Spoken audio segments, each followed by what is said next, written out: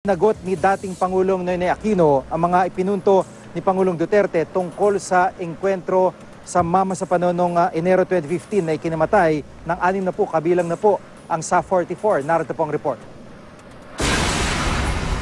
I will address myself to former President Aquino.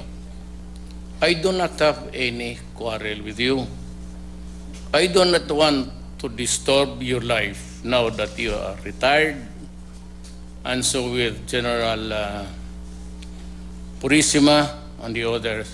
Pero ang gusto kong sabihin ng mensahe kayo, because this happened during your time. Ito ang mensahe ni Pangulong Rodrigo Duterte kay dating Pangulong Noynoy Aquino sa pagharap ni Pangulong Duterte sa mga kaanak ng SAF-44 na namatay sa engkwentro sa Mama sa Pano, Maguindanao 2 taon na ang nakararaan. Inisa-isa ni Pangulong Duterte ang ilan sa kanyang mga tanong tungkol sa investigasyon, kabilang ng pagkakasangkot umano ng CIA sa Oplan Exodus para huli ng teroristang si Marwan at kung bakit SAF ang ipinadala sa Mama sa Pano, gayong masasa sila sa urban terrorism. Ngayong araw, inilabas ng kampo ng dating Pangulo ang kanyang sagot sa ilan sa mga katanungan tungkol sa engkwentro. Sa tanong kung bakit ipinadala ang SAF gayong urban terrorism ang kanilang forte, gate ng dating Pangulo, hindi limitado ang operasyon ng SAF sa urban areas. Hinaasa rin daw ang SAF sa counterinsurgency na kadalasan daw ay nasa mga rural area. Pangalawang tanong, bakit hindi raw ginamit ang Army? Ayon kay Aquino, inutusan niya si Noy SAF Director Tulio Napeñas na makipag-ugnayang mabuti sa AFP. Umuo raw si Napeñas. Sabi raw ni Napeñas, mangyayari ang koordinasyon kapag gumagalaw na ang mga tropa ng SAF.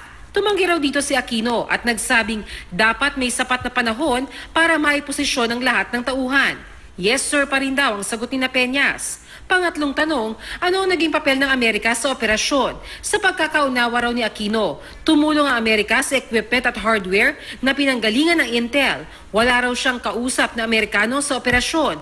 Pang-apat na issue, ang tungkol sa paratang na si Noy Presidential Peace Advisor Ging Deles daw ang pumigil kay Aquino na magpadala ng air assets sa SAF-44. Iginiit ni Aquino na walang kinalaman si Deles sa misyon dahil isa itong law enforcement operation.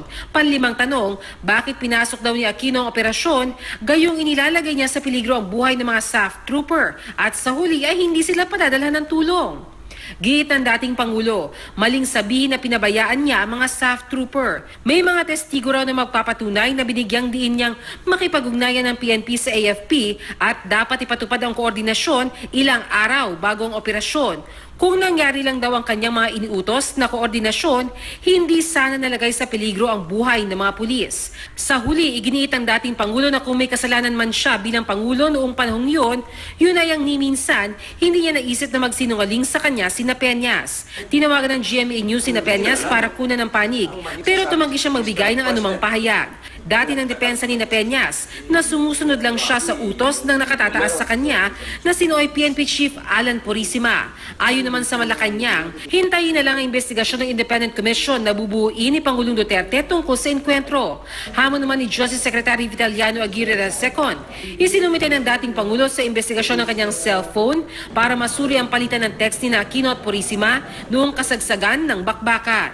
Bernadette Reyes, GMA News.